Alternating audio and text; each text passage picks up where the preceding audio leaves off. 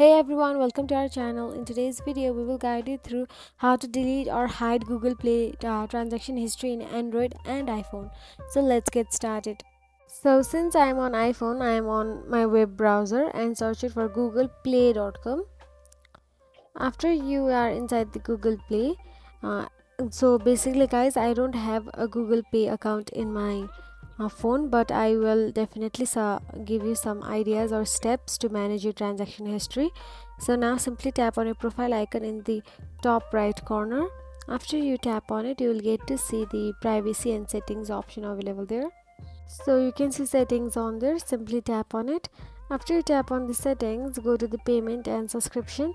There you can see the manage payment of method option available. After you tap on the manage payment method, you will get to see the delete transaction history option available there. You can see the transaction history, payment transaction history option on the top, and right below them you can see the delete option available. You can tap on the delete and it will be deleted. So that's it guys. If you found this video helpful, please like, share and subscribe our channel, and thank you so much for watching.